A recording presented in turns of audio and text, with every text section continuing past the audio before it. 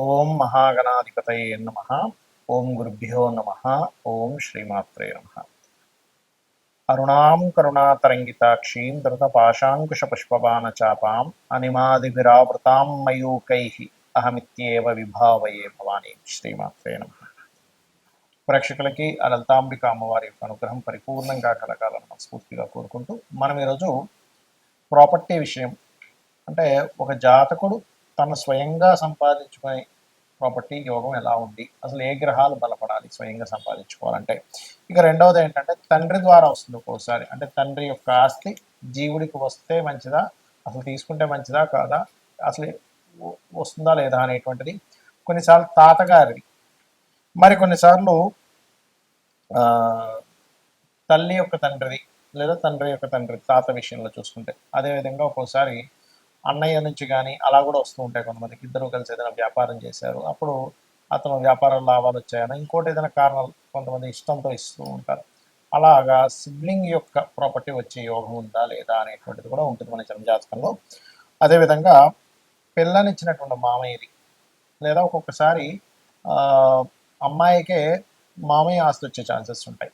ఆ రకంగా ఎలా ఉంది. అదేవిధంగా గవర్నమెంట్ లీజ్ ద్వారా వస్తాయి కొన్నిసార్లు. 99 ఇయర్స్కి లీజ్ వచ్చిందండి ప్రాపర్టీ అంటుంటారు. అవన్నీ కూడా అసలు ఎలా చూడాలి జన్మజాతకంలో. ఇవి ఎందుకు చూడాలి అంటే, ఒక్కొక్కసారి ఆ ప్రాపర్టీస్ తీసుకోవడం వల్ల ఇబ్బంది ఉంటుంది, కొన్నిసార్లు ఆ ప్రాపర్టీస్ వల్ల వాళ్ళకి ఎదుగుదల ఉంటుంది. దానికి ధనభావం పడితే అద్భుతమైనటువంటి ఎదుగుదల ఉంటుంది, దానికి షష్టాష్టకాలు ఈ రకమైనటువంటి కాంబినేషన్స్ పడితే ఇబ్బందులు ఉంటాయి. ఒక్కొక్క లగ్నానికి ఆ లగ్నరీత్యా వాళ్ళకి ఏ అధిపతి అవుతాడు, దాని పరంగా వాళ్ళు ఎలా చూసుకోవాలి, ఉందా లేదా అని ఎలా కనుక్కోవాలి అనేటువంటి విషయాలు చెప్తుంది నేనైనప్పటికీ కూడా చెప్పిస్తుంది సాక్షాత్ లలిత అమ్మవారిగా భావిస్తూ ఒక్కొక్క లగ్నం గురించి మనం తెలుసుకుందాం. తులాలగ్నము, తులారాశి.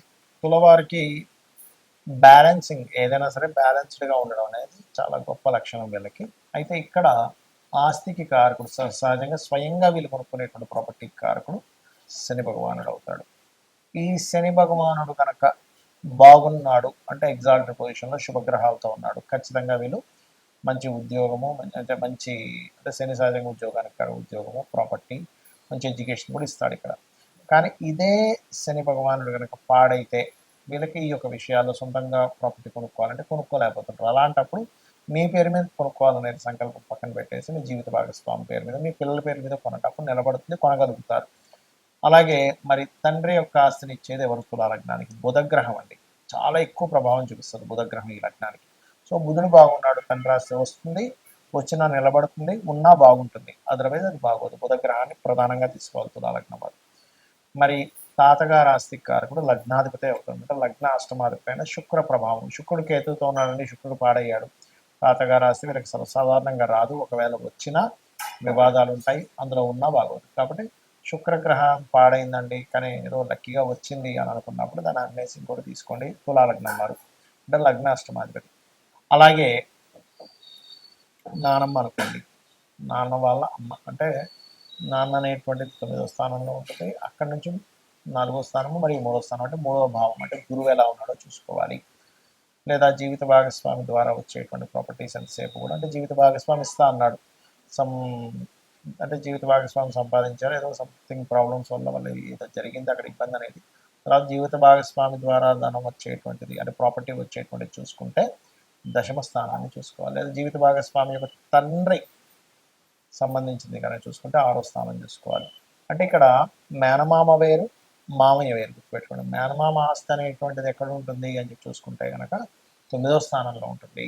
తండ్రి యొక్క అంటే ఐ మీన్ భర్త యొక్క తండ్రి ప్రాపర్టీ ఎక్కడ ఉంటుందంటే అది వెరీ క్లియర్లీ మనకి 6వ స్థానంలో ఉంటుంది. ఎందుకంటే సప్తమ స్థానాత్ భాగ్యస్థానం అనేది 3వ స్థానంలో ఉంటే అక్కడి నుంచి 4వ స్థానం అయితే 6వ స్థానం. అంటే మీ తులాలగ్నానికి గురువు గనక పాడయ్యాడు, అప్పుడు చాలామంది అడుగుతుంటారు, ఏమండి మా జాతకం పరంగా మరి మా హస్బెండ్ వైఫ్ వాళ్ళ ఫాదర్ కొంత ఇవ్వాలి, ఈ తాతగారు అవుతారు పిల్లలకి, సో తాతాస్తి వీళ్ళకి వస్తుందా అన్నప్పుడు, అలాంటప్పుడు ఆ పిల్లల జాతకాన్ని తాతాస్తి వచ్చే యోగం ఉందో చెక్ చేయాలి.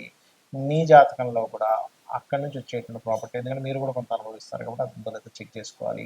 కాకపోతే మీరు ఎటువంటి ప్రాపర్టీ ఇబ్బందుల్లో ఉన్నా, అది రావట్లేదన్నా, ఇబ్బంది పడుతున్నా మీరు చెక్ చేసుకోవాల్సింది ఏంటంటే ముఖ్యంగా ఏ గ్రహాల ద్వారా అవుతుంది, దానికి సంబంధించిన దానం ఇచ్చుకున్నట్లయితే సరిపోతుంది. ఈ ప్రాపర్టీ విషయంలో సొంతంగా కొనుక్కోవడం ఒక ఎత్తు, మీ బంధువర్గం నుంచి రావడం అంటే తాత, తండ్రి, మామయ్య, అన్నదమ్ములు, గవర్నమెంట్ నుంచి రావడం ఒక ఎత్తు. అయితే ఎప్పుడు కొనుక్కోవాలి? ఇది చాలా ముఖ్యమైనటువంటి విషయం ఎప్పుడైనా ఏదైనా ప్రాపర్టీ కొనుక్కోవాలన్నప్పుడు. ఎప్పుడు కొనుక్కోవాలి అంటే మీ జన్మ జాతకంలో సొంతంగా కొనుక్కునేటప్పుడు 4వ స్థానం గుర్తుపెట్టుకోండి. 4వ స్థానము లేదా కుజుడు భూములు కొనుక్కోవాలన్నప్పుడు కుజుడు దగ్గర కానీ బుధుడు దగ్గర కానీ గుడ్ ట్రాన్సిట్ ఉండాలి. చాలామంది ఏమంటే మేము కొనుక్కున్నామండి కానీ చాలా ఇబ్బందులు పడ్డామంటారు. ఎందుకు? కారణం ఏంటంటే 4వ స్థానానికి ఎక్కడా సరైన కనెక్టివిటీ లేదు. ఇది కేవలం మీరు కొనుక్కోవడానికి. మరి మీ తండ్రి నుంచి వస్తుంది. 12వ స్థానానికి సరైన గోచారం లేదా మహాదశలు బాగుండాలి. లేదా తాతగారు ఆస్తి తీసుకుంటున్నారు, అప్పుడేమిటి? అష్టమ స్థానం బాగుండాలి. ఆ టైంలో మీరు కొనుక్కునేటప్పుడు గోచారం బాగుండాలి. చాలామంది తాతగారు ఆస్తి తీసుకున్నామండి అమ్మేసామండి అంటారు, తండ్రి గారు ఆస్తి ఇచ్చారు కానీ అమ్మేసామంటారు. కారణం ఏమిటి అంటే ఆ యొక్క ప్రాపర్టీని ఇచ్చేటువంటి గ్రహాల యొక్క స్థితి గతులు సరిగ్గా లేవు అనేటువంటిది మనం అర్థం చేసుకోవాలి. ఇక అప్పుడు గోచారం బాగుంది, ఖచ్చితంగా తీసుకోవచ్చు. అయితే ఇందులో మీకు కనుక తాతగారు ఆస్తి కానీ తండ్రి గారు ఆస్తికి కానీ వచ్చిన తర్వాత ఇబ్బందులు ఉన్నాయన్నప్పుడు ఖచ్చితంగా మీరు ఆ ప్రాపర్టీని యాజ్ ఇట్ ఈస్గా అమ్మేసి ఇంకో ప్రాపర్టీ కొనుక్కోండి. యాజ్ ఇట్ ఈస్గా వాళ్ళు సంపాదించినటువంటి ఆ ప్రాపర్టీ ప్లేస్లో యాజ్ ఇట్ ఈస్గా మీరు ఉండకూడదు. లేదా రెంట్కి ఇచ్చేసి, ఇప్పట్లో అమ్మలేమన్నప్పుడు దాన్ని రెంట్కి ఇచ్చేసి ఇంకో దగ్గర ఉండడం అయినా మంచిది. ఇక అదేవిధంగా బాగోపోతే అమ్మేయాలని చెప్పాను.